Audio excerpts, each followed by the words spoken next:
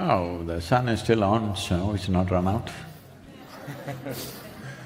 Even with They tell me that it could last for another 1.5 billion years, so 83 days is not much.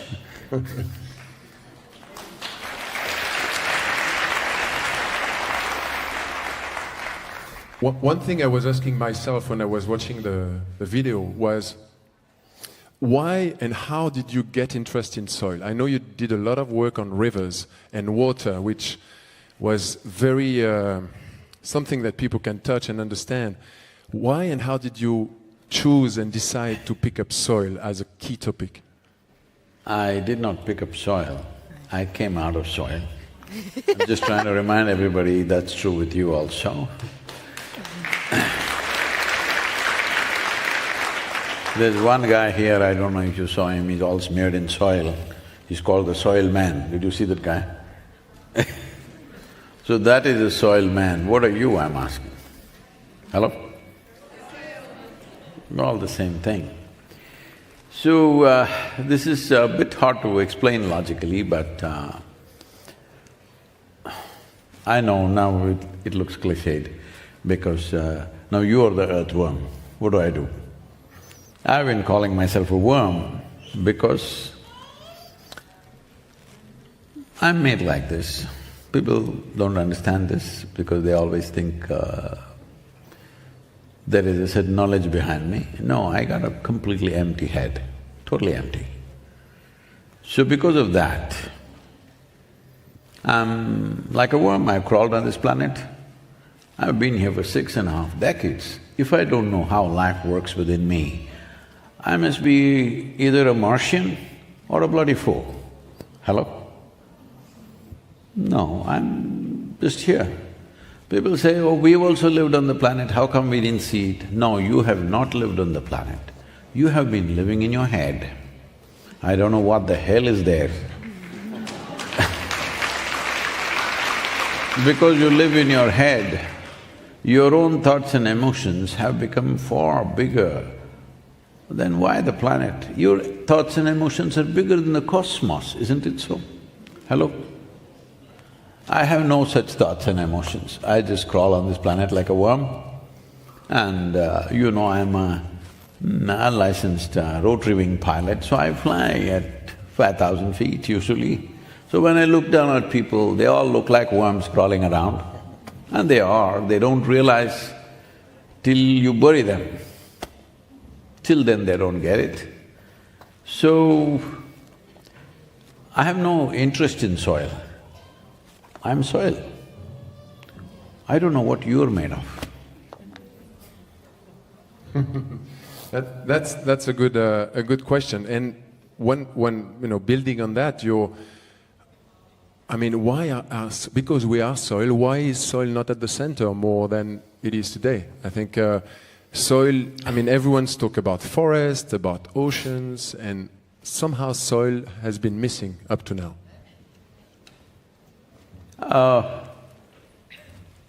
You know, I need every human being on the planet right now. So I don't want to be very critical. Why? There's a whole lot of stuff behind it. Leave that aside because why have they ignored soil? You must ask them, or you must do… Little young people are here, you must do some research. Why is it people are avoiding talking about soil? What is the issue? You must look at it, there's a whole lot of stuff behind that. Anyway, now the important thing is, see, people like to talk about rainforest. Most of them have never been in a rainforest, believe me. They have not, they don't know what's a rainforest. I've lived in jungles in southern India, in the Western Ghats, which are rainforests. If I went in for 2-3 weeks in the jungle by myself, and by the time I came out, when I came back home, even my mother wouldn't recognize me. Head to toe, I would be bitten by insects, my very shape would have changed. It would take another 4 days to get back to normal shape. Everything, from head to toe, every millimeter of the body, all these creatures would have tasted. They won't leave you. I encountered tigers, I encountered very close encounters with elephants and the wild buffaloes of the southern India. They were all okay. When you came out, the biggest impression on you were these insects because they will explore you. And why I'm saying this is why we are missing the point. We are… see, in the world, I'm not saying this is not important. Right now we are concerned about the panda becoming extinct. Yes, it's a concern. Tiger, they've recovered a bit, but I'm glad they paid attention and they recovered, the numbers have come back. We are concerned about exotic things. But suppose, please do not misunderstand that I don't care for the tiger. I come from tiger country where we have immense regard and love for this animal. It's a magnificent animal. You have… I don't know if you read English poetry or what German, is it? Here, tiger, tiger burning bright. Do you know that? No? Tiger, tiger burning bright, what immortal hand or eye could frame thy fearful symmetry? This poem and my encounters with tiger has a very deep, profound impression on me, but suppose there were no tigers in this world, still it would go on. What you need to understand is 80% of the biomass insects have gone in the last 70 years. But you think insect is a damn thing that must go. What you don't understand is, if tigers go away, you will still live. If all the insects go away, in 4.5 to 6 years, life on this planet will end. Yes. If all the worms go away, within 18 to 24 months, life on this planet will end. If all the microbial life goes away, it will end right now. So we have not understood the significance of how life is made. Because of microbial life in the soil, we are a consequence of that. Even in the evolutionary scale of things, we are a consequence of that. So our priorities are about something bright and beautiful. We have not looked at… it's just brown, soil. We look at the sky. It's nice, you look at the sky, I'm not against it. It is fine, but if you lose your fundamentals and then focus on something else on the top, well, you will pay a price. That's what is happening right now. So soil has been ignored because it's under your feet. It was taken for granted, always. It's there. It's true. It's true, and what you say about the soil being dirty and neglected in a way is often present. Today we were… The word dirt, we must address this. Exactly. In many nations, many cultures, they refer to soil as dirt. If that is dirt, all of us are dirt bags, hello? At least you must admit that.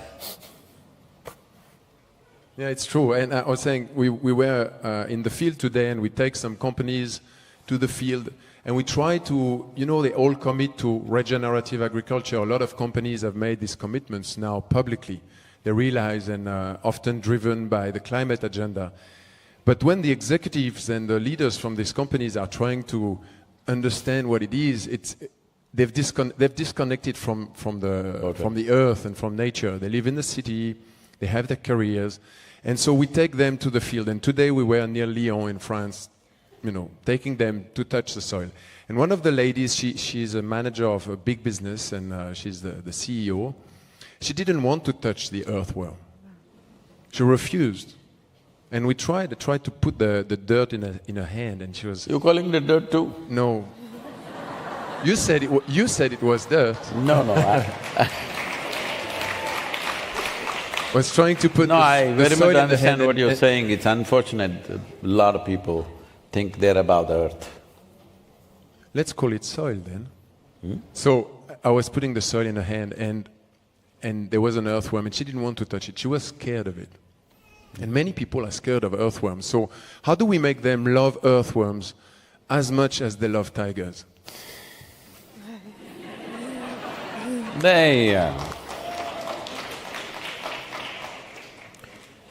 Loving a tiger is a dangerous thing.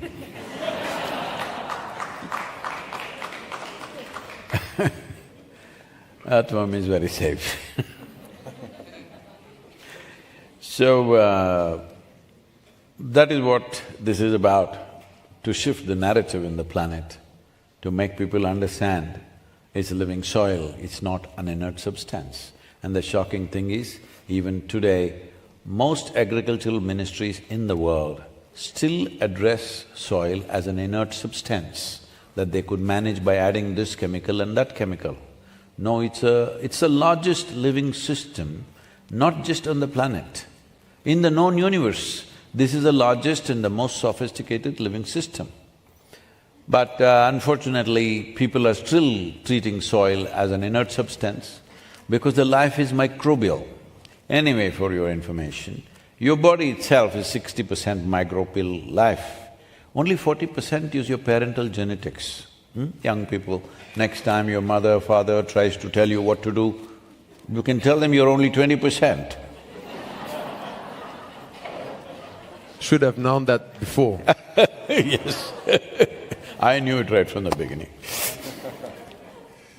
And one thing I've remarked is that we are in a world where we want to quantify everything. So you can't quantify a hectare of forest. Now everyone is quantifying tons of carbon, and I think it's a good thing for starting to measure how we can progress towards fighting climate change.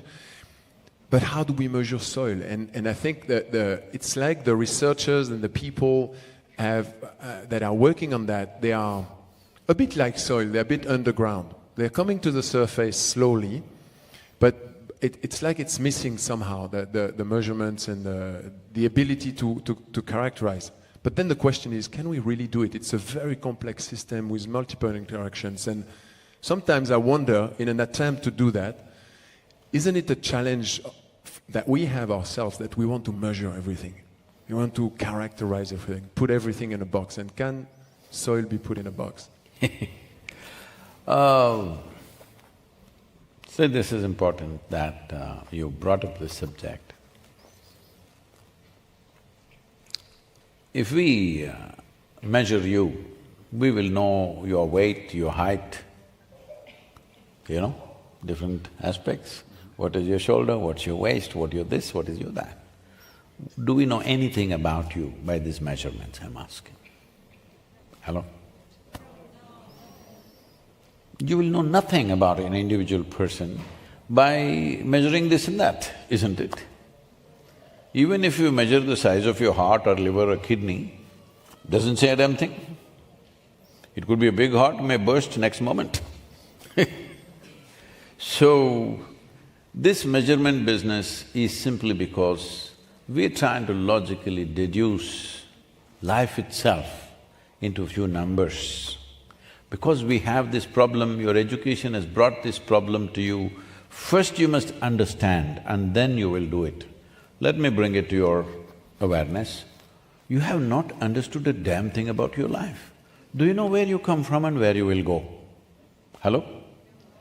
So how come you're living? You shouldn't live.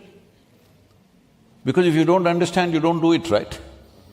So you don't understand a thing about this life, but you're living. So you need to understand the same is true with every other life. You don't understand a thing about it. Can I tell a small story? Yeah, please, please. This is my story, that people… when I was 4 or 5 years of age, I suddenly realized I don't know anything. Don't know anything means don't know anything at all. That is, if you give me a glass of water, I'm staring at this water for hours on end, because I don't know what it is. I know how to use it, of course, but I don't know what it is. Even today you don't know what it is. It's the only substance found on the planet in all 3 states, But do you know what it is? With all your scientific knowledge, you still do not know one atom in its entirety. You know how to use it, you know how to fuse it, you know how to break it, you know how to make a bomb out of it, but you don't know what it is, even today. That is true with an atom, and that is true with everything in creation. So, this pompousness of thinking, we got it, you haven't gotten anything. Hello? It's important to understand that we don't understand a damn thing, but we can learn to live. We can learn to live. If you learn to live, you will understand being in harmony with everything around you is the best way to live.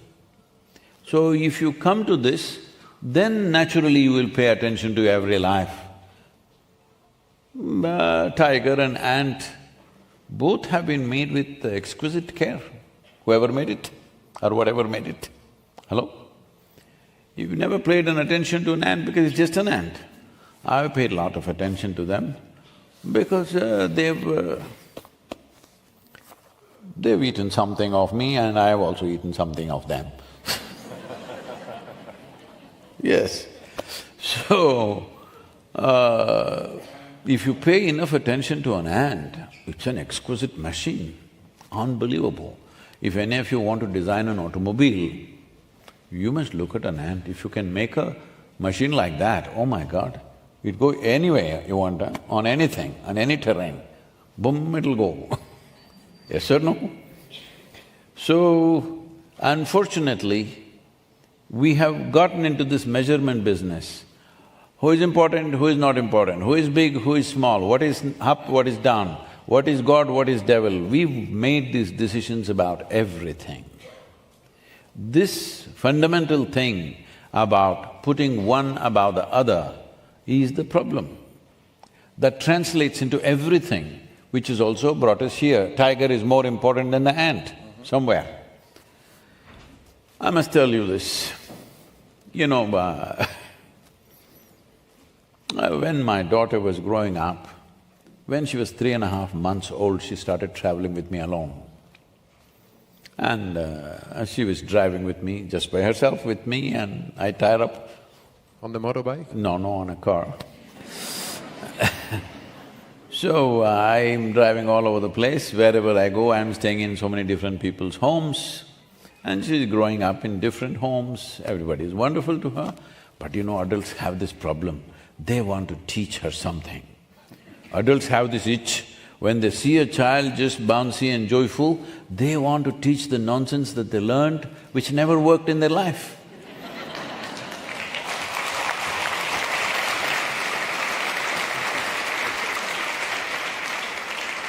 When I say it never worked in their life, see, between a child and you, in 24 hours' time, who is more joyful? Child. Who should be a consultant for life? Who should listen to whom?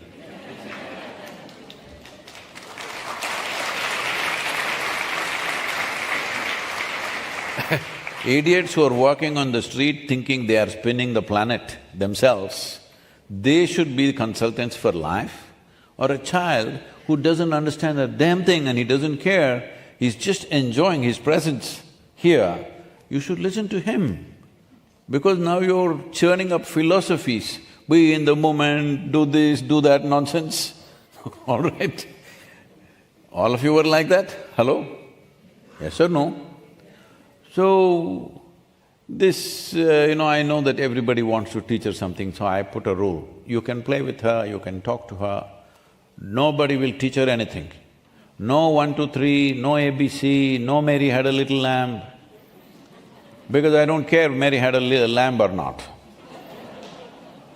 People said, what are you doing to this girl? She will not even know how many fingers she has. I said, whether you call this 10 or million, what does it matter? Hello? I will say this is a million, what's the problem? Just another word. As long as she knows how to use her hands, I don't care whether she thinks this is 10 or million. So she grew up like this. And when she was around, I thought I won't send her to school, but my travels caught up with me, so I put her in a school where there is minimum amount of schooling. And when she was around 13 years of age, she came home one day, little disturbed by what happened in the school that day. Then she said, you're teaching everybody so many things, you're not teaching me anything. I said, see, I don't do things unsolicited. Now you have come, sit down here. I said, see, this is all you need to know about your life. Never look up to anybody. She looked at me like this, what about you, kind of look on her face. I said, especially me. If you look up to me, you will miss the whole point. You need to look at me for what I am. Then I'm of immense value to you. But if you look up to me, maybe you will nail my picture on your wall, and that won't help you. You've done that to many people already. So many people have been nailed on your wall, isn't it? Hello? If anybody you think is worthwhile or great, you will nail them. So that's not it. You never look up to anybody. Never look down on anybody or anything, for that matter. This is all. If you do not look up to anything, do not look down on anything, you will see everything just the way it is. And that will allow you to navigate your life comfortably through everything, seeing everything as it is. The moment you think this is higher, that is lower, because a million is more than 10, isn't it? If somebody comes here with 12 fingers or 22 fingers, oh, you think he's great? No, you think he's a freak. Hello? Yes or no? Now, because you made this normal, what's your problem if somebody had 22 fingers? Hello? This is the problem, that you have silly judgments on everything and everything. So, your education, your religion, your philosophies have done this to you. It's time you crawl a little bit on this planet, feel it the way it is, the texture of life, not the nonsense that you learn somewhere. The texture of life you must feel. If you feel that, no way you will miss the significance of soil.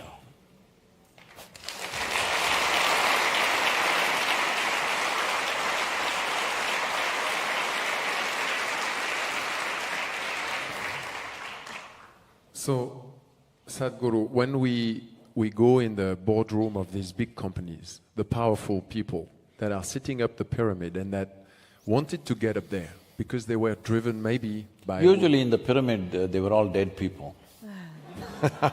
It's what it used to be.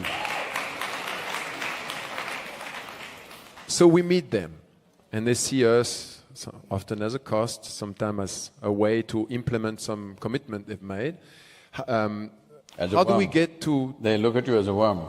Yes, and they ask us why we're called like that, and we explain.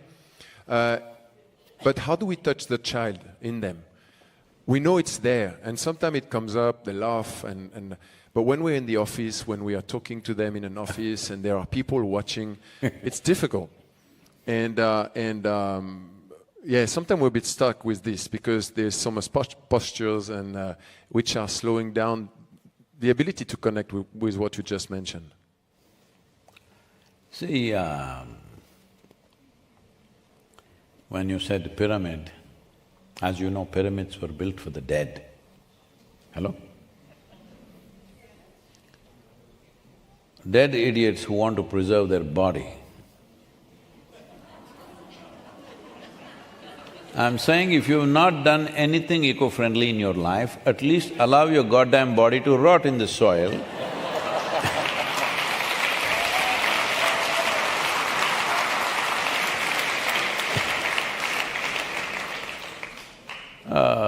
You know, these days it's happening everywhere, particularly, I don't know what is happening in Europe, but in America, people are storing up the bodies in racks in a building like a parking lot. See, one important thing you need to do is, when you're done with this, you collected it from the soil, yes, the food that you eat. At least when you're done with it, you must put it back where it belongs, isn't it? Nope, you started making wooden coffins, that was not enough, now they're making aluminum and steel coffins, that is not enough, they put a concrete tub and in that they put the coffin. Now that is not enough, there's not enough space for that, they're racking them up in a building like it's a cars parked in a parking lot. Wow. And somebody is advertising, somebody has built a company, I don't know if you're working with them. Somebody has made a company, I'm sure you're not. They have made a company where they're telling you for 1.2 or $1.4 million, they will get your body and leave it in the space, take your body and leave it in the space when you die. Not now, when you're dead. So they will leave it there so that you will float in space, your body will float in space forever. This is the worst thing you can do. Earth soil, you want to export it to space? At least when you're done, damn, put it back, no? Hello?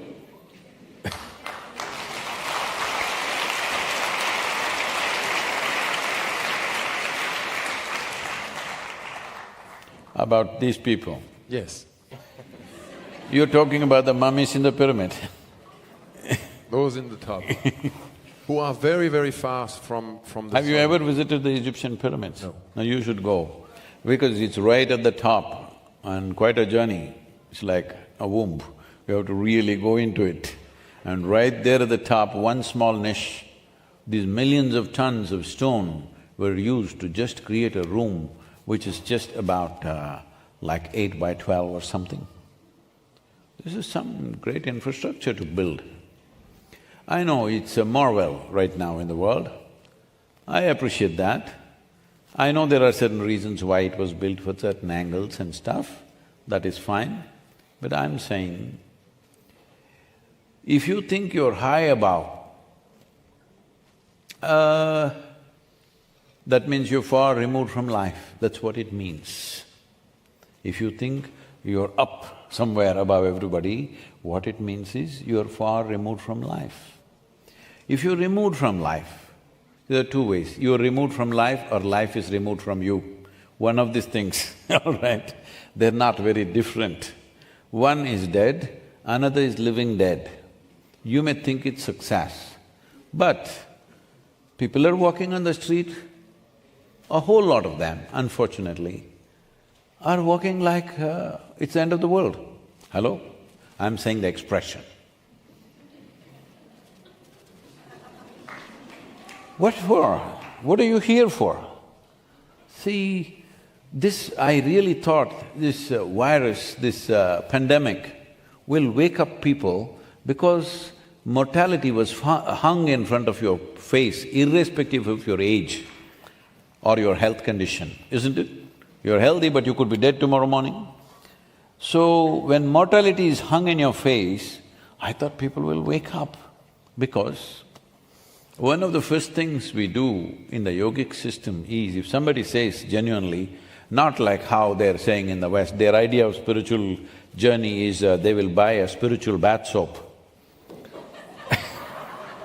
Or they got a crystal that they found which is spiritual, leaving that. If somebody genuinely says they want to walk the spiritual path, first thing is we make them volunteer in the cremation grounds. They must go sit there, watch the bodies being burnt every day, because you must clearly… your body, not just you in the head, that you reminded yourself, your body should know it's mortal. When it knows it's mortal, it behaves completely differently and very sensibly, that you know you have a limited amount of time. Well, we don't want to die today, we would like to kick the can as much as possible, but you know it's mortal. If you're conscious that you're mortal, you would rearrange your life very differently, not above, on the ground. Yes or no? Hello? If you knew that your life here is brief and it's on a time leash and it's getting over, right now what is ticking is not the clock, but your life ticking away every moment. Since you came here, you're about an hour closer to your grave, I'm just reminding you. All of us. Hello? Yes, it is. See, this is not some morbid thought. You made it like this, that death is something unnatural, you should not think about it. No, death is very natural. The most natural thing that happens to you in your life is birth and death, isn't it so? Hello? This is the most natural thing that you do. So I thought this pandemic will bring home something, 2 years of constantly living under the shadow of death.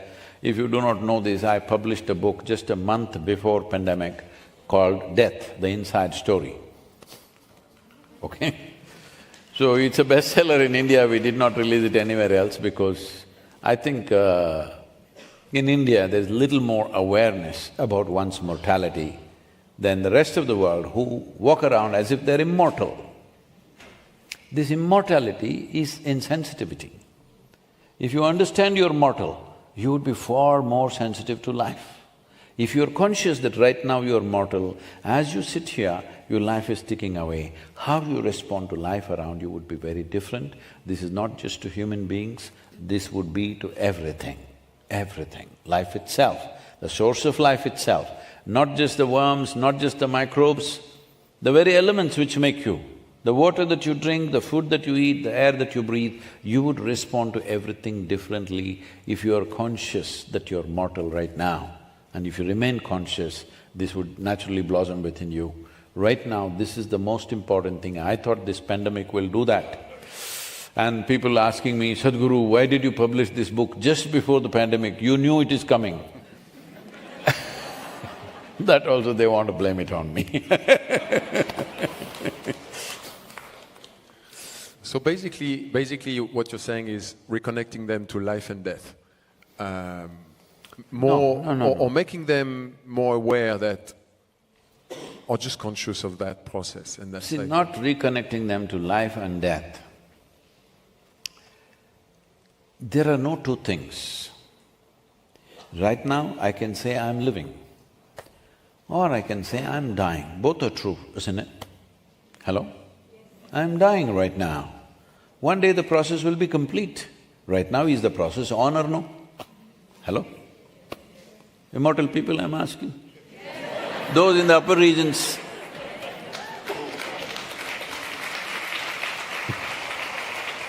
It is already on. It is not different. We call it by two different names, but it's actually the same thing happening right now. So this is the nature of our existence. In our minds, because we are intellectually approaching everything, we create polarities.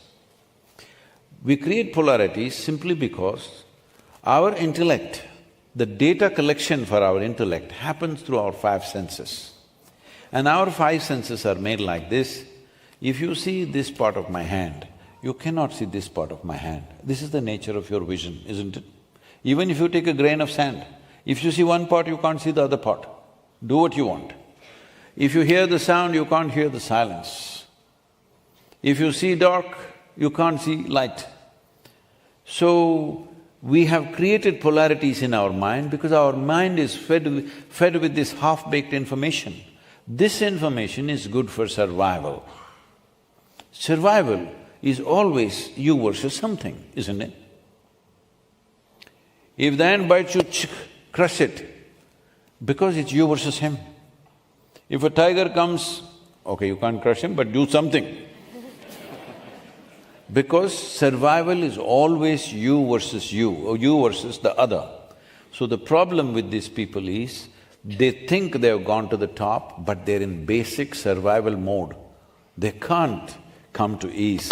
If you can't come to ease, if there is no ease in you, you will never blossom because you're always like this. That means you're constipated. No, I'm not just talking about that constipation alone. Essentially, constipation means life doesn't happen as an outburst. It happens little by little. That's constipation. So your joy, your love, your peacefulness, everything happens little by little. And you're counting people, today I'm with a journalist and he's asking me, tell me 5 dates in your life which were significant for you. I said, I can't think of any damn date like that.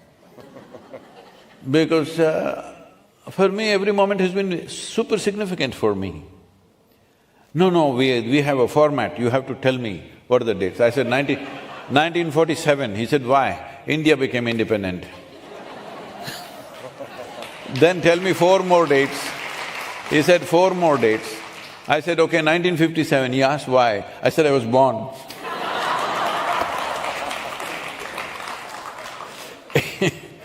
So, this problem of making one thing more significant than the other has come because the very information gathering mechanism that you have is the 5 senses: seeing, hearing, smelling, tasting, touching. All of these things only give you part by part information, never gives you a whole picture of anything.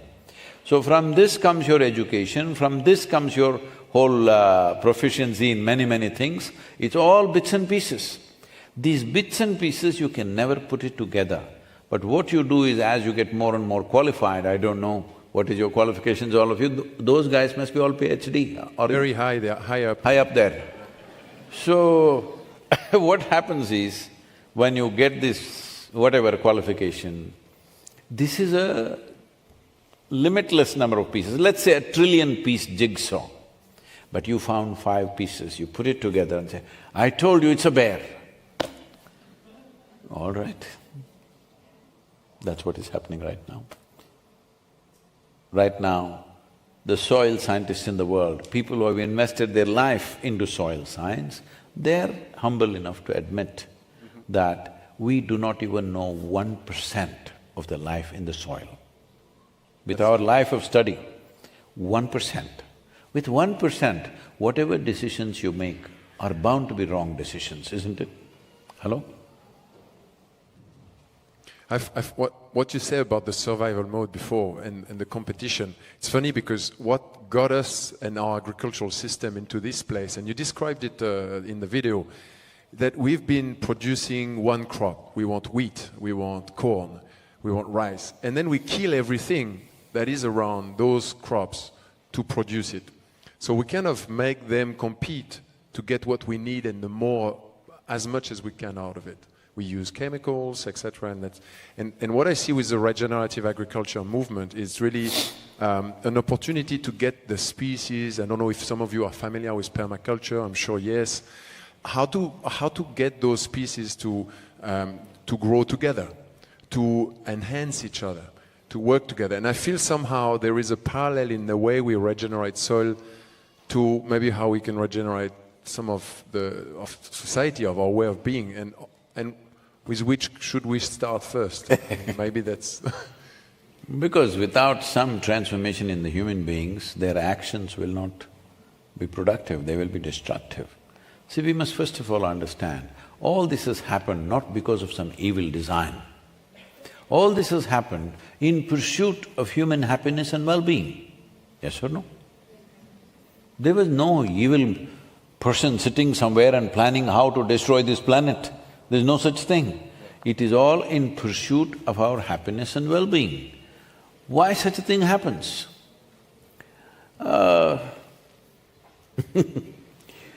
See, suppose you sat in your car and you want to move forward, but you engage reverse gear and press the throttle, you know what happens. Maybe you will enter your kitchen or bedroom going backwards through the garage. Right now, that's what is happening. Or let me tell you a better story. This is the case of a potato farmer. One day a potato farmer wanted to eat apples. So he went to the apple tree, but out of sheer habit he started digging for apples. When he did not find any, he became furious and dug furiously. Then the tree came down upon him. That is what we are doing right now. Because human experience is generated from within you. Pain and pleasure happens from within you. Joy and misery happens from within you. Agony and ecstasy happens from within you. Anything that ever happened to you happened from within you, isn't it so? Hello? Anything that you've ever experienced happened within you or did it happen here? I know people told you love is in the air. If it happened within you, it happened, otherwise it did not happen. So, an experience or the seat of experience is within you. Whatever experience you want to have, pleasant or unpleasant, you need to turn inward. Instead of that, you're trying to squeeze the world. So in this effort, like a potato farmer who is digging up for apples, he will never find apples, but he will turn the whole planet upside down. And this ability to turn the planet upside down has been hugely enhanced because of technological capability, because of machinery and things like that. What 10,000 men could not do in a day, now one machine will turn it around, all right?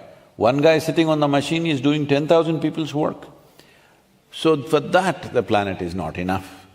So essentially, we have competence and capability and intelligence which can only function consciously. If it functions instinctively and compulsively like any other creature, every other creature can function instinctively and compulsively because their competence is very low. Human competence is at such a level. At this level of competence, you're supposed to function consciously. You're the only creature on this planet. I'm not talking about the earthworm. The human being. You're the only creature on this planet who is referred to as a being, isn't it? There's no tiger being, no elephant being, no ant being, no such thing. Only this one is a being. This means you're supposed to know how to be. Somebody had hopes on you.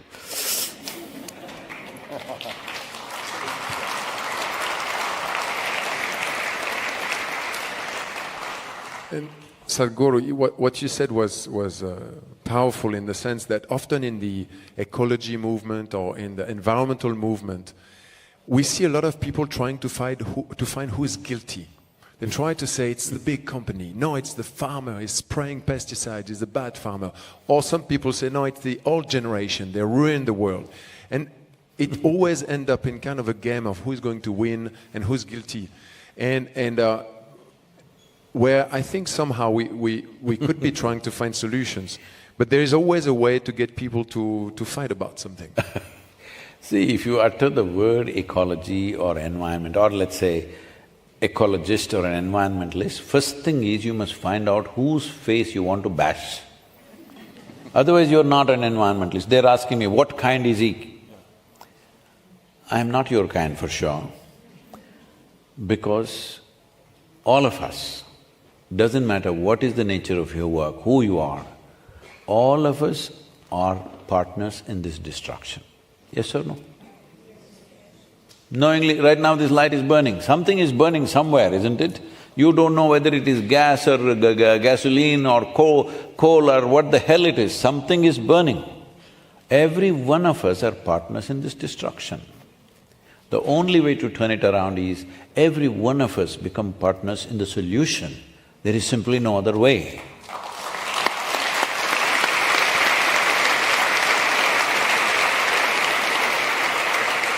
People coming to me, Sadhguru, can you fight these fertilizer companies? They're so terrible. Why are they so terrible? Oh, they've caused so much damage. I said, see, if they have the capacity to cause so much damage, we need them for the solution, isn't it? Hello? They're capable of so much. Don't we need them for the solution? We need them. Businesses need not be beaten down, they need to be transformed for sure. Nor individual human beings need to be beaten down. They also need to be transformed.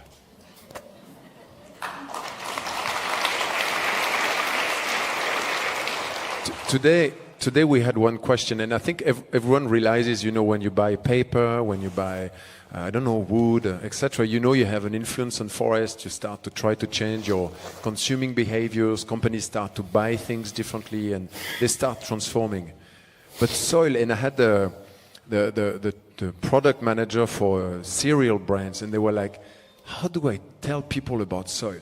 There's no label, there's no certification scheme. How do I tell them? How do I understand it? Because I can't explain to them the microbes and the organic matter and the humus and all these names. Already I lost them. How do I tell them? How do I get them involved? How do I get them to become a partner of the solution? Easy question.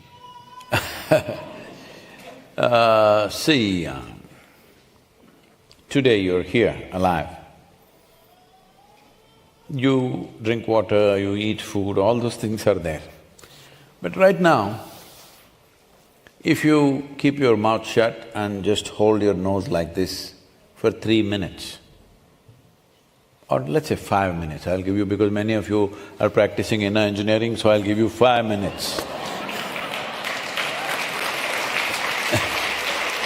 In 5 minutes, you will be dead. Yes or no?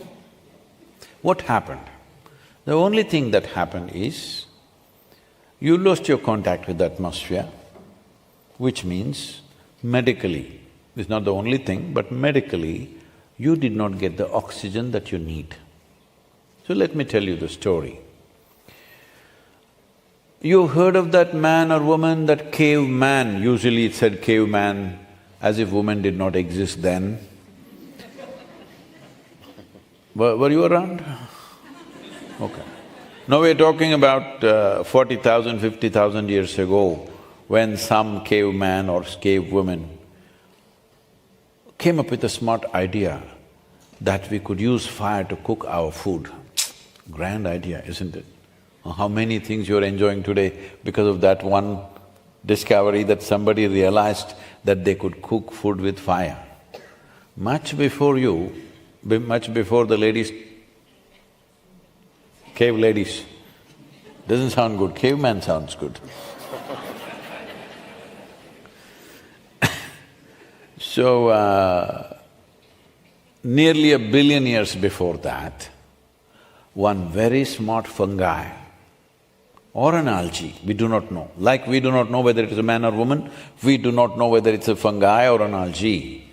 Really smart one learned how to cook its food from the perpetual energy of the sun. Solar cooking, you know. It learned this before this happened, before this discovery happened by this very smart fungi. The oxygen content in the atmosphere on this planet was a shade over 1%. Today it's 21%. It is because of this phenomena that we call as photosynthesis that the oxygen content in the atmosphere has increased to 21%. So, the source of your life is just this, that this life started doing photosynthesis, out of that came more complex life in the form of plants and trees, out of that came animals and, well, we are here today, wondering who the hell we are. And it is because of that. But what has happened on the planet now is, in the last 1,000 years ago, how much photosynthesis was happening, and today, how much is happening, the drop is 85%. But all the people are only talking about carbon dioxide. I am not saying that's not an issue, that is an issue.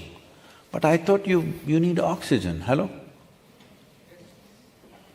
Are there CO2 people? We need oxygen. And one process that is generating and putting oxygen back into the system all the time is this green leaf.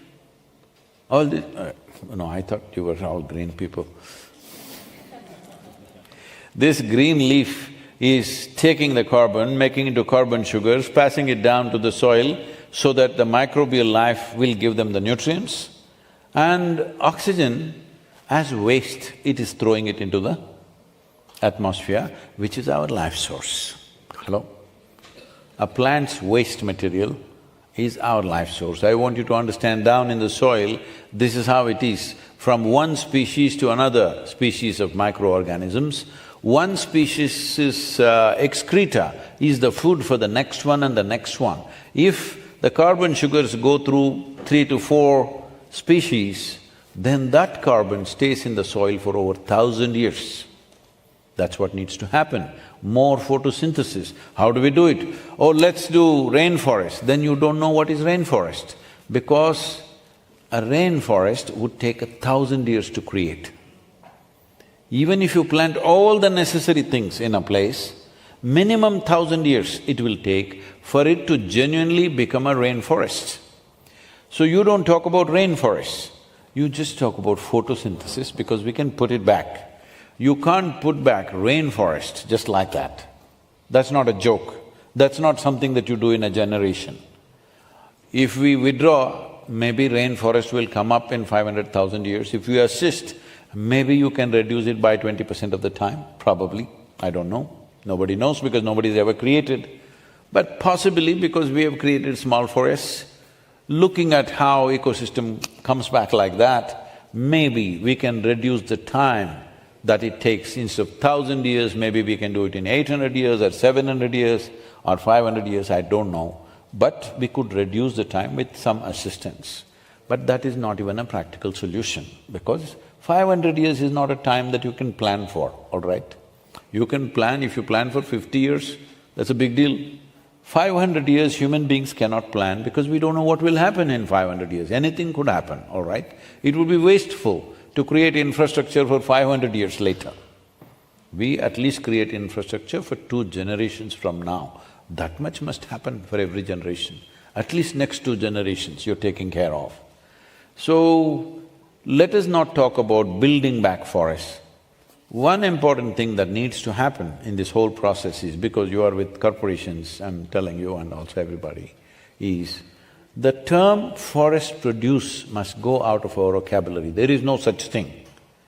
There must be no produce from the forest, it's over. That phase of our life is over. Whatever you're getting from the forest, you must grow it on your farmland. If you want timber, you must grow it on the farmland.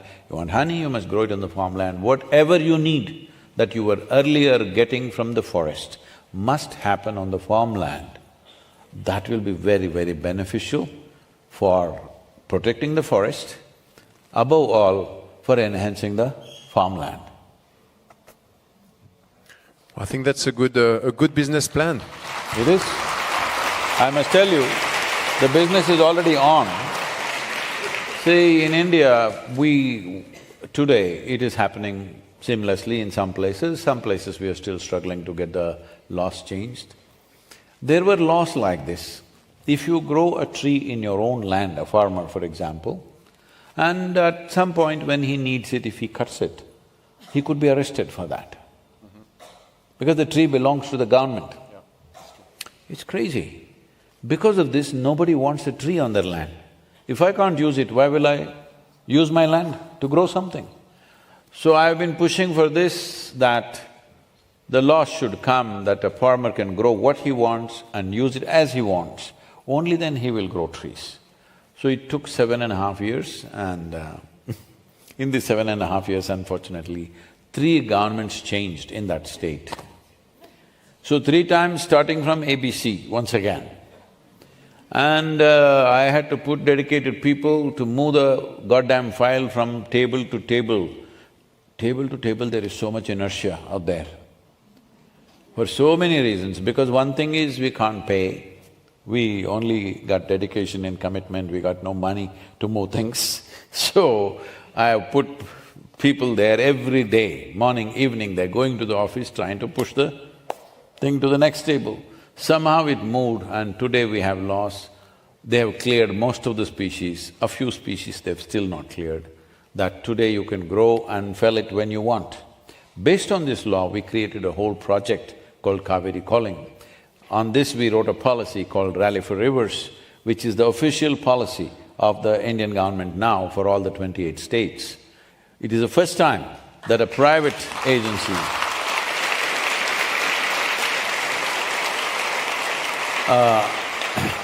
a policy document generated by a private organization has become a policy in India for the very first time.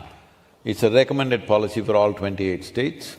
And based on that, this Kaveri Calling project, these were all… some of them were happening simultaneously.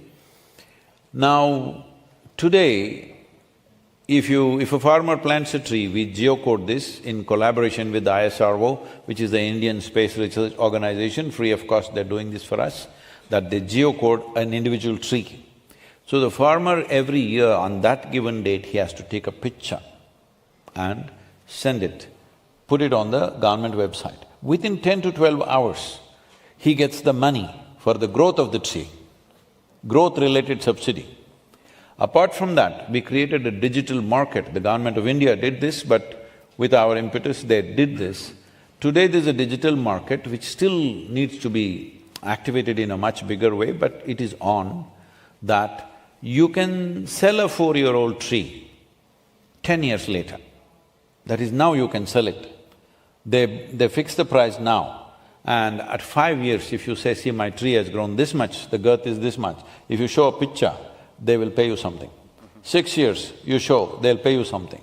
When it completes its term, when they come to fill it, they'll pay the full amount. But the farmer doesn't have to wait for 15 years, he starts getting something. What has happened out of this is, for many farmers, every 12 years, when they selectively fell a few trees, they're getting enough money which is equivalent to they selling their land. So every 12 years, they sell the land and keep the land.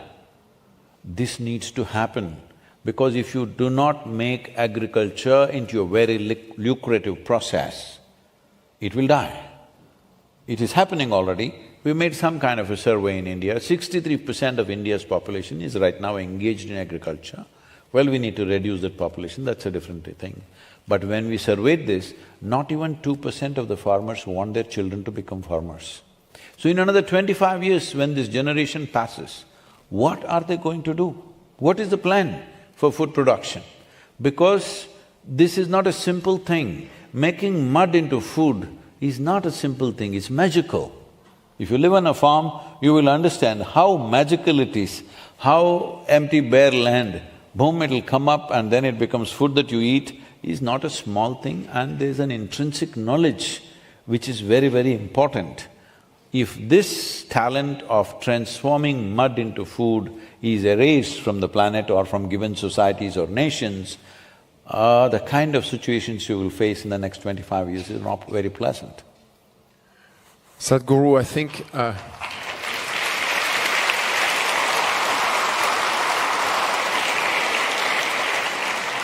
just one last question from me. I think everything you say makes me think about the earthworm. The earthworm goes between the surface and the depth, and it keeps going up and down between where there is air and where there is no air, keeping circulating. And you're talking about theory and practice, about spirituality and action. You're talking to the big guys, to the big leaders of this world, but you're also talking to the farmers in India to make change. If there was one thing you wanted to tell us for us to become earthworms as well, what would it be?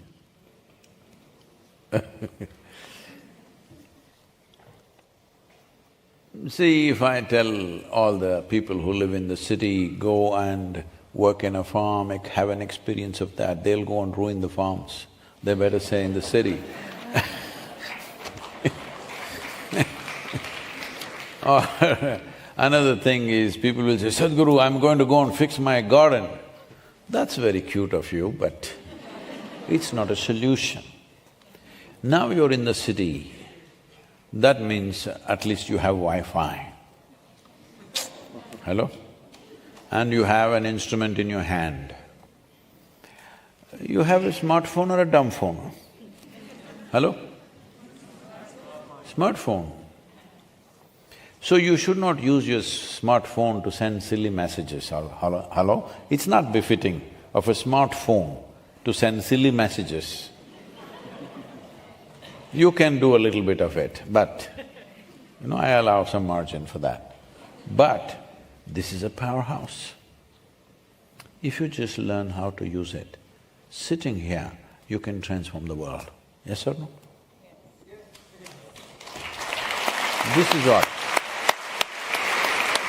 This is what you need to do, that instead of doing what you can do, you will say, I will go work on the farm. Oh, you will be a disaster, most of you at least, because you're not equipped for that. Not only that, and the farmer and the earthworm has to suffer you. More people on the farm is not the answer.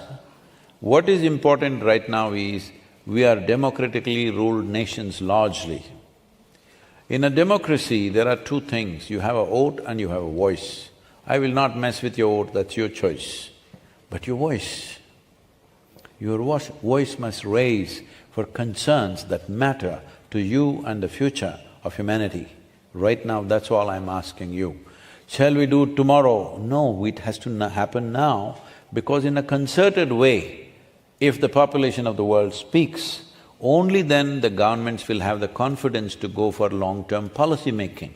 Why this is the issue is, we must understand, we have given them a mandate only for 4 to 5 years in most nations.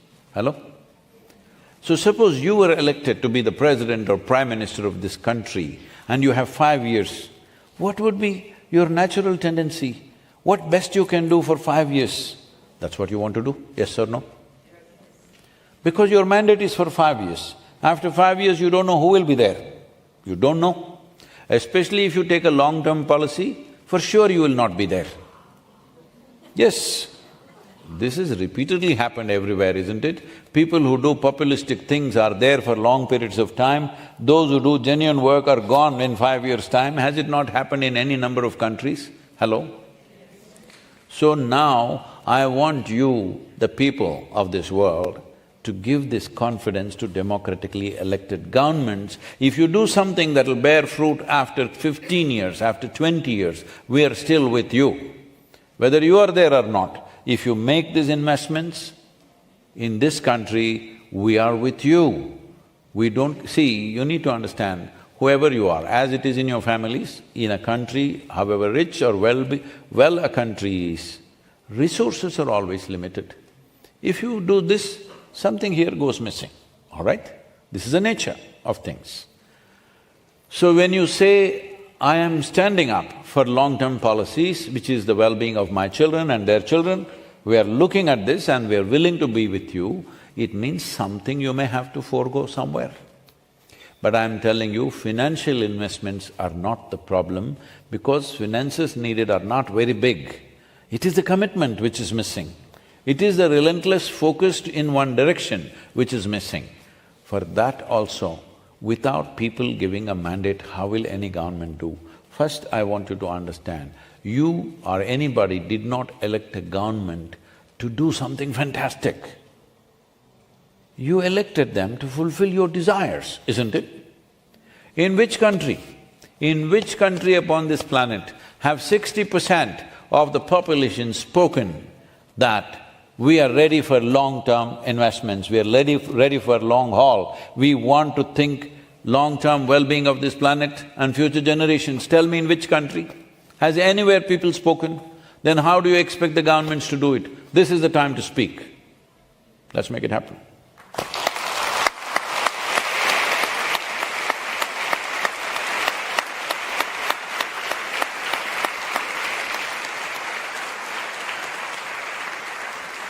So, I think now it's time for you guys to ask a few questions to Sadhguru. So, okay. So the microphone… Please wait for the microphone. Should we give you this one? No, they have a microphone. Okay. Is this mic working? We'll take only questions, not a commentary, please, right now. Hello? Hello? Test? Yeah, I will do, yeah. Hello, my name is Armin Rutkai. I'm nationality Planet Earth.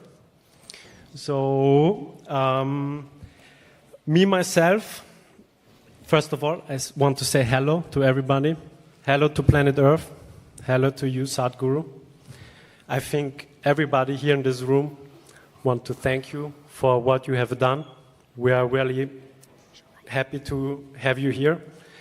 So, I am an electrical engineer, maybe a little bit a hobby guru and a hobby philosopher, I don't know. But I also have done many projects in Africa. I electrified many villages. I done in Egypt developing of water pumping systems with farming. No, we value everything yes, that you are, but please come to the question because everybody's time. I'm not here to ask a question. I'm here to provide you, Sadhguru, with something really special. Please do that privately, I will listen to you, please. This is everybody's time. You will listen to me? Yes, this is everybody's time, please. I just want to give the world a lot of hope, and I want to tell them that we can do a big change, and it will happen in a few years, and now I'm here to promise you that this will happen. Okay. Sadhguru, thank you for your meeting later on. Thank you. Please, only questions, okay? If you have any, otherwise we can make some music.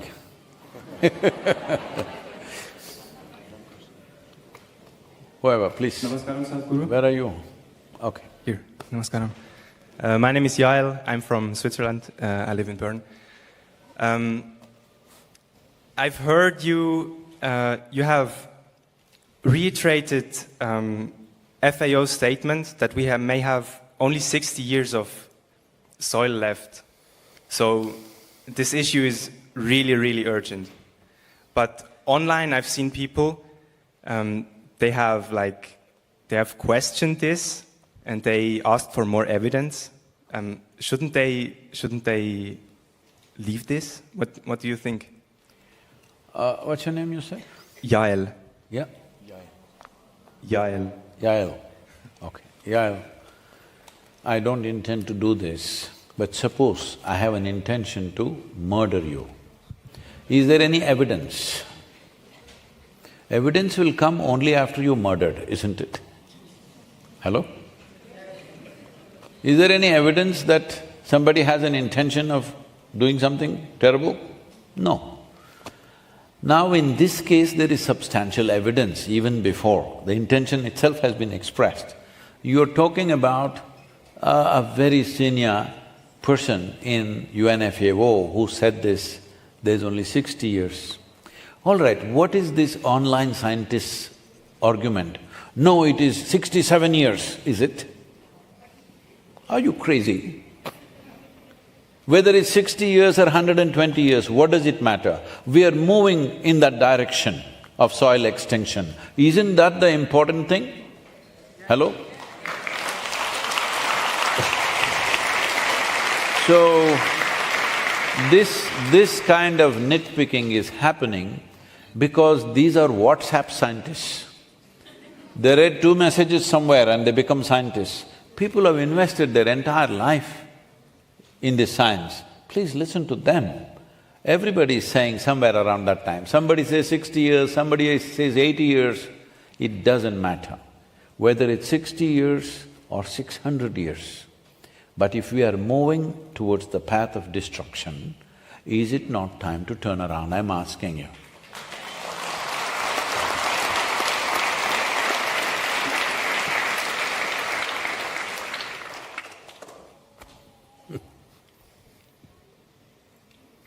Oh.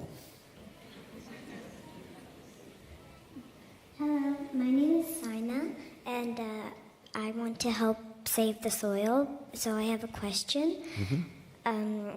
How can I, as a kid, help to save the soil?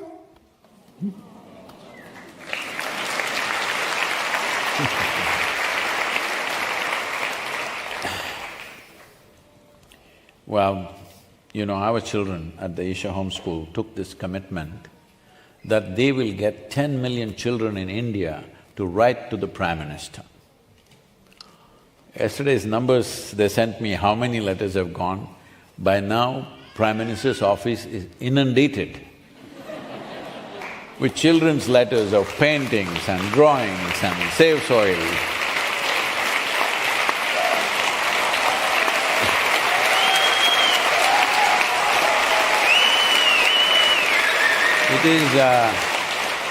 It is nowhere near 10 million yet, but it doesn't matter how many million.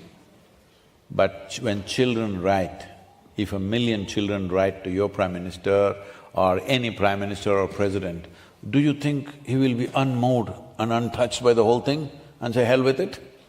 Hello? Do you think so? No. You need to understand this painting of political leaders as some kind of crazy people who came from somewhere, no. They were like you and me, they were willing to stand up and do the work that you were not willing to do. That's what it means in a democracy. Hello? They didn't drop upon us from somewhere else. Well, once they get there, so many things might have happened, you may like them, you may dislike them, you have a right to like and dislike them, but are you willing to do the job? Most of you are no, I'm telling you. And if you get there, will you do a better job? I don't think so. You may have better ideas, but idea is different, execution on a large scale is different. Everybody can have ideas. To put it into action, there are so many issues and there are so many problems. So, as a child, you… Sania, that's her name? Yep. If you can get at least 1,000 children to write letters to your Prime Minister that this soil is important for us, do something. 1,000 will do in a small country like this.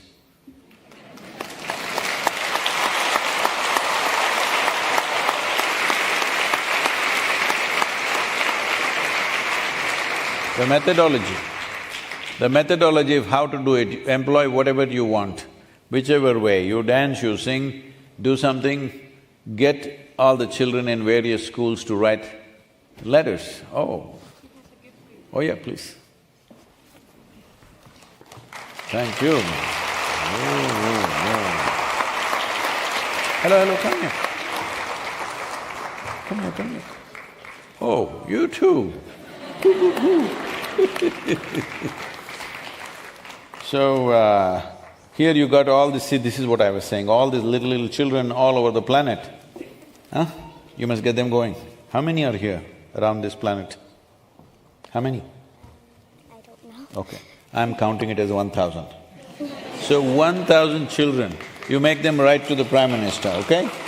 Do that.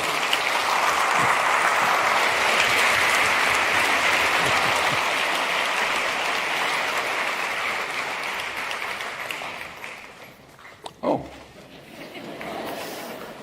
all the artists are here, please hold it.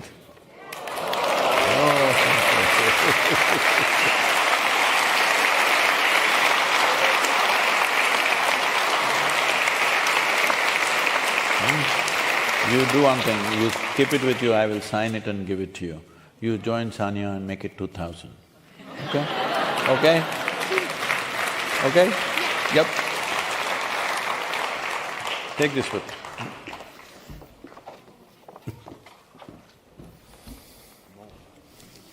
Oh. Oh. Where is this? Oh, Switzerland soil. Yes. But I don't want to take it all the way to India. Should we not put it back where it belongs? Okay, thank you. Oh, okay. Okay, sir, thank you. Thank you very much.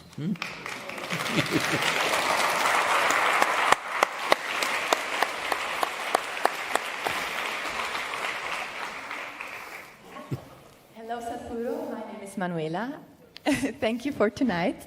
I have a question. How can we make this important environmental cause really cool and trendy so our youth can do anything to make it happen on social media? And You think I'm not cool enough? Yeah, you're amazing. But in Switzerland, what could we do? See, right now what we are aiming at is a policy to protect soils. Why I'm insisting on policy is, see now he's an earthworm, I'm just a worm. So let's say he's got that much area of land under him, either he owns it or he has control over it or he has influence over it. Let's say he does a great job. I have an influence over a certain amount of land, I will do a great job. What is the guarantee the next generation will do the same thing? Unless it's enshrined in the policy, it will not stay that way. That is the important thing we need to understand. See, if you have 10,000 square feet of land in Geneva, an urban land, you cannot build 10,000 square feet of building, isn't it? There is a law, how much you can build. Some space you have to allow for yourself, your neighbor and stuff. But if you have 10 acres of land in the rural part of this country, you can plow every inch of it and in 10 years you can turn it into a desert. Generally in most nations, there is not one law to even question you, why have you done this? I'm saying soil is not our property, it's a legacy. It belongs to the future generations also. This is not the end of the world. Unfortunately, this generation is calling themselves Generation Z. I'm telling them, don't do that, that looks like the last generation to me. Don't call yourself Z, call yourself something else. So, right now UNFAO is saying, the food that we are eating right now, it doesn't even belong to your children, it belongs to the unborn child. In my emotion, eating away the food of the unborn child sounds like crime against humanity to me. That's how I feel. I don't know. It's important that everybody feels this way because an unborn child means the most helpless creature. Hello? Even if a tiny little child, I'm saying, even if a 5-year-old boy or girl, if you try to do something, they will also fight. Some defense is there. An unborn child means absolutely at your mercy, and you eat up their food. What kind of people are we? We need to change that.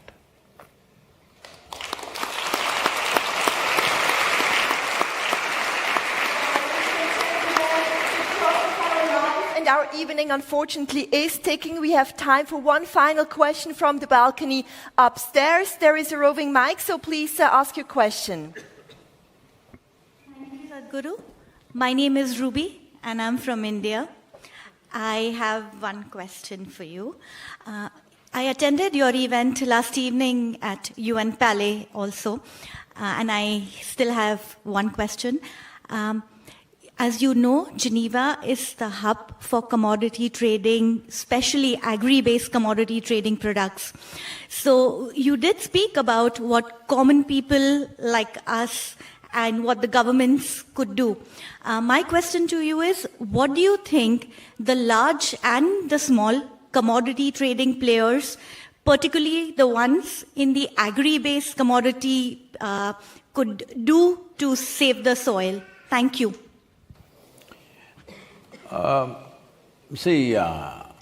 Action will come to all those things over a period of time. Right now, I'm insisting on this because I am a horribly pragmatic person, okay? So horribly pragmatic, some people think I'm not even spiritual.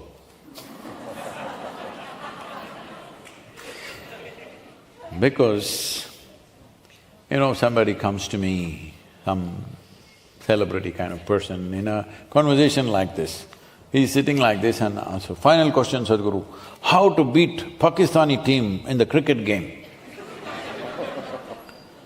I said, why you want to beat Pakistanis in the cricket game? When you're playing a cricket game, you just got to hit the goddamn ball, not Pakistanis. You don't try to hit the Pakistanis, you hit the ball. Instead of hitting the ball, you're trying to hit somebody. That's not what the game is about. Right now, this is what I'm telling you. This is about policy change. If the policy doesn't change, you do some nice things, I do some nice things, it's not going to last. We've already done those things plenty. You might have also done very wonderful things, but it will not last unless it's instituted in the policy. So first thing is, the most simple thing that we are asking is just this, because we want to ensure at this stage of policy, nobody is against it. In the last 2 years, I've spoken to thousands of people, all sorts of people. Not one person has said this is not necessary, because what I'm asking is such. What I'm asking is just this. If you have agricultural land, give incentives to make it 3 to 6% organic content. Where is it right now? In Northern Europe, average is 1.48%, which for a temperate climate is very bad. Why I'm saying for temperate climate bad is you're using the soil only for 4 to 5 months and it is only 1.48, that's very bad. In Southern Europe, it's just a shade over 1%, 1.1, 1.2%. This, if it drops below 1%, it's called desertification in a temperate climate. In Africa, it is 0.3%. It is desert. On an average, its whole thing is desert. In India, the average is 0.68, which is again a desert. So, when this is the thing, the most important thing is in every nation, because when it comes to ecology, when it comes to soil, your national boundaries mean nothing, okay? These are human problems that we have cut the planet like a cake and said, this is my planet, this is your planet, and constantly we are going about fighting on imaginary lines that we have drawn in our heads. Hello? No, you call it a map, but it's your head, isn't it? Hello? These imaginary lines that we've drawn, if these lines are for administrative efficiency, it's okay. But now these lines have become concretized in such a way in our minds and hearts, we will fight and die and we are willing to kill the whole world if necessary, because my piece of the cake. So this is another matter, let's not go there. Right now, the important thing is, we want every nation in the world, not just one nation, every nation in the world to come up with this policy, minimum 3 to 6% agricultural soil must have that much organic content. Why is this?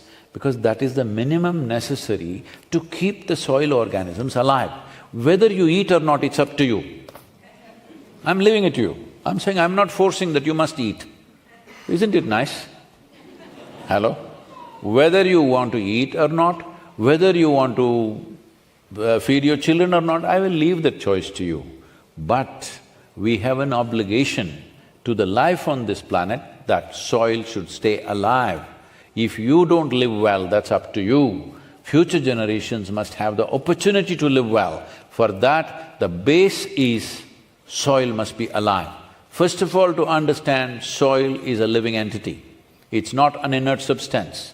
Next thing to understand is, to keep it alive, to keep the organisms alive and active, it needs a minimum of 3. 3 is not the ideal, minimum is 3. Today, there are about 2 billion people on the planet who are water-stressed. What water-stressed means is that 2 billion people every day fight and struggle to get their drinking water and their daily potable water. By 2032, it's expected water stress will stretch to 3.5 billion people. If 3.5 billion people are finding difficulty in having drinking water on a daily basis, you think you can keep Geneva fine with a big lake like this? You think you can stop a few billion people from coming here? Your armies, your police, your nonsense, your laws will not work when 1 billion people start moving. Hello? It is expected by 2032, 1.2 billion people will be migrating on this planet. There is no way you're going to stop such a wave of humanity. All that will happen is, your humanity will evaporate and you will behave like a beast to protect what is yours, and they will behave in another way to get what they want. This is not a world you want to create. For water to be present everywhere, the most important thing is the organic content. If you raise the organic content to 8 to 12% in a given soil, your irrigation requirement will come down to 30% of what it is right now. That is, if you're using 100 liters, it'll come down to 30 liters. If you raise the organic content to 12 to 15%, your irrigation requirement will come to 10 to 15%. That is, 100 liters will shrink to 15 liters. Right now, nearly 67 to 68% of the world's fresh water is used for agriculture. All the stuff that we're using, 67% or more is used for that. In India, we're using 84% of our water resources for agriculture. If you reduce this to 30%, would it make a huge difference for human beings wherever they're living? Hello? So the first and foremost thing is, there must be a universal policy across the world that if you own lands, minimum 3% must be there. How do you enforce this? You can't enforce this right now. You can give incentives. Right now, 1.48 is the average in this part of the world. If you give an incentive that if you make it 3%, you will get this much money, farmers will strive to get it there. Now, once they get the incentive, there is also a carbon market which also they can access. People like… what's Bastian? I keep saying Sebastian, I'm sorry. So, they are there, they can link these things and farmers can benefit from the carbon market. That's the second stage of benefit. The third stage of benefit is when you go to the market, you're right now falling for this trick of organic. You go and buy an organic apple. What are the rest of the apples? Inorganic, is it? I'm asking you. You don't know what they are, all right? So people are trying to quantify how much fertilizer, how much pesticide. I'm telling you, you can never find out 100%. It's just a vague measure. Instead of that, if you say, this apple comes from 3% organic content land, it comes from a land regenerated to 3%. Now, there is a whole science to tell you if an apple grows in 3% organic content, what are the extra nutrients it has? What will it do to you in terms of your health and well-being? What are the ailments it'll prevent for you? What are the possibilities for you and your health? So there is already enough science, we need to collate that. So the third stage of benefit for the farmer is the marketplace. In the marketplace, it'll find its own level. So if you go to the marketplace and here is one apple that comes from 3% organic content, here is another that comes from 6% organic content. You can choose to buy this may cost 10% more or whatever more, but you can choose to buy it because instead of eating 5 apples, you can eat 1. That is what it means. That means all of us can eat less and still be well nourished, which is very important for your health and well-being. One reason lot of physical ailments or chronic ailments is people are eating much more than what they should eat. That means you're processing much more raw material to get that much of energy. People keep asking me, Sadhguru, where is your energy coming? Oh, that was the first question. See, if you eat properly, only 40%, if you live properly rather, only 40% of your energy should come from the food that you eat. The remaining 60% should come from the sunlight, water and air that you breathe. For this, you need to do some little inner engineering for yourself and what kind of food and how you eat. Not only what you eat, how you eat also makes a huge difference. If you regulate these things, I'm not use the word regulate, if you consciously eat, if you consciously live, all these things will fall into place. That's why this is under the umbrella of conscious planet, because what we need is a conscious planet. It should have happened without loss, but that didn't happen. The only way to push it is with loss. So right now, when you're taking this step, don't talk about the 10th step, because you'll fall flat on your face. Hello? You take this step properly. Right now, the first step is, we move 3 to 4 billion people on the planet. Once you do this, no government will reject this, I'm telling you. I'm speaking at the COP15 and already the Commonwealth nations have made a declaration, 54 nations accounting for 2.7 billion people, they've already said they will push the soil policy in their countries. The CARICOM nations in Caribbean region have already committed, they've signed agreements with us. Now, in COP15, 170 nations are being represented. Here the agenda is soil this time.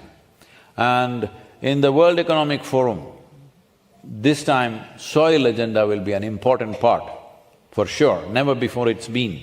For the first time in a business meeting, soil agenda will be important. So businesses will do what they do, but I'm telling you, even if they're very large businesses, their influence in the soil is still small compared to the size of world's agriculture. It's still small. Yes, they need to do what they have to do, but that's not where the main piece is. The main piece is in governments offering incentives for raising organic content, then businesses can come in, carbon markets can come in, then the marketplace of produce will go into different stages depending upon how carbon's effective it is, the food that you're growing, what is the organic content in that sense. This is how it needs to happen. When you're taking this step, please don't talk about the 10th step, because that is how most movements have ended. I want you to understand this, of all the ecological stuff that we have spoken, environmental things that we have spoken, the only one thing, one convention that's happened successfully is about fixing the ozone holes, because that was a convention with a single agenda. All others are talking about 100 agendas. That means only conferences will happen. This is not… I'm not doing this for entertainment. This is not a joyride for me. If I want to take a joyride, I will take it somewhere else. At 30,000 kilometers is definitely not a joyride, I want you to know. In 100 days, there's not a single day for contingencies. People's faith in me in such, not a single day has been built as a contingency. If the man or the machine fails, what to do? There is not a single day's break anywhere. So this is not a joyride. This is a life's commitment. 30 years I've spoken about it endlessly, but people did not wake up, so we're doing this. If you have woken up, wake up the rest of the world. Do whatever the hell you have to do.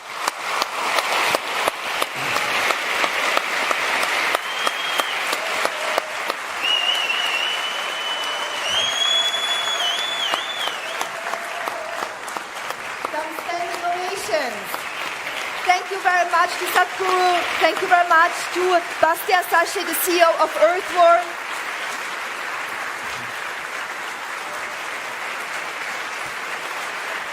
So, it's now time for a big thank you to both of them If I can. and Sadhguru. Always people are asking, what can we do, what can we do? One thing is, follow the journey and Save Soil, Instagram, Facebook, Twitter, YouTube. Learn to use these platforms because I want you to understand this is the first time in the history of humanity that you have the ability to sit in your own home and reach the world. This is the first time. Don't waste this opportunity.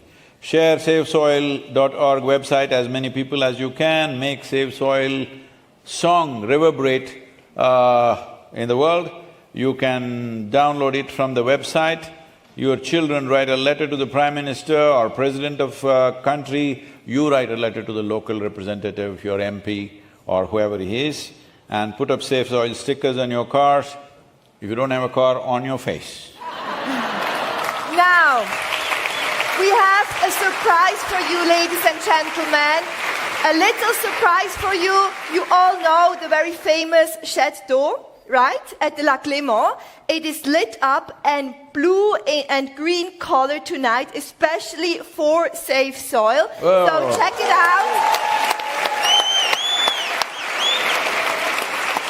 Go there if you can this evening. It starts at sunset. And hashtag Save Soil, of course, to spread it on social media as well. I would like not just to thank Sadhguru from all my heart, and of course Bastian Sachet as well from Earthworm, but also the Isha volunteers here in green, and all of you for coming tonight.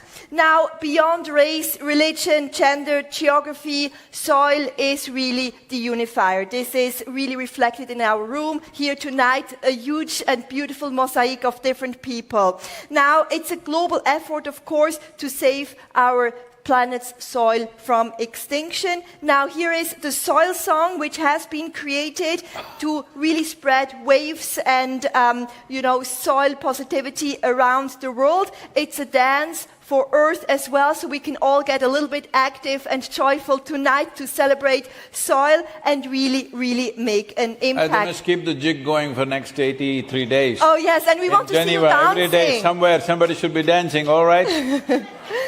So let's start the dance and follow the hashtag Save Soil and also the website, of course, SaveSoil.org for more information. Let's get the party started.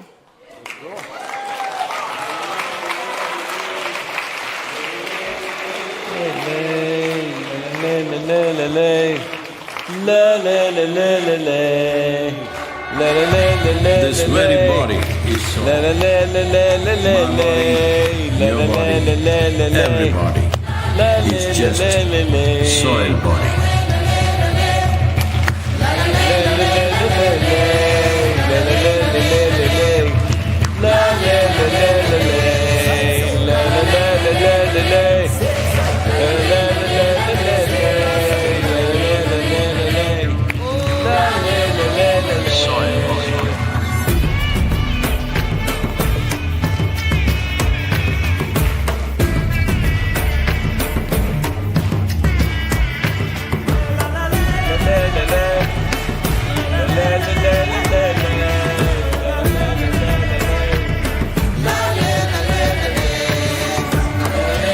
The magic of soil is it turns death into life.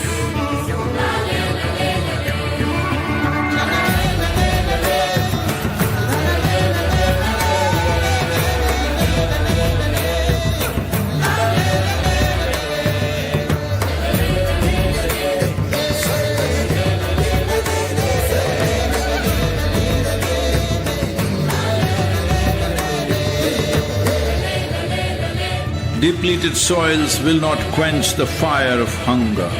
Unquenched hunger can burn the very world. This is a generational responsibility. Save soil. Let's make it happen.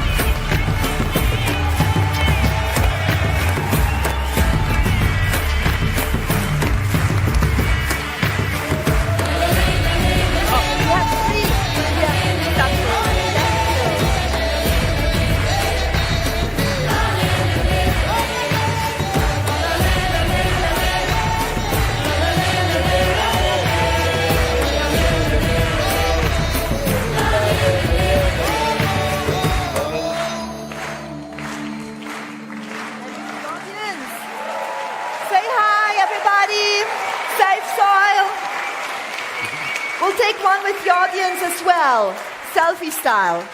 Oh. La la la la la. Hello, say hi. La la la la la. La la la la la. La la la la la. La la la la la. La la la la la. Thank you. La la la la la. Thank you so much. Thank you. What's up?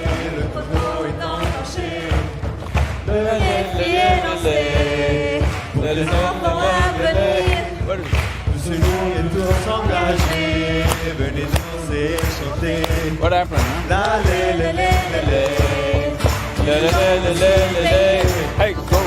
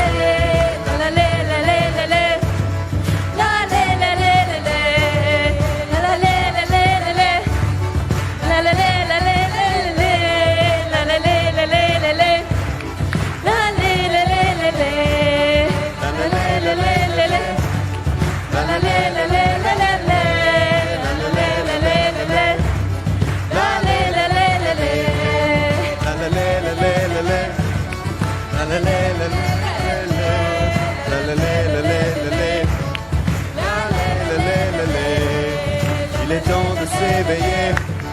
Notre sol nous devance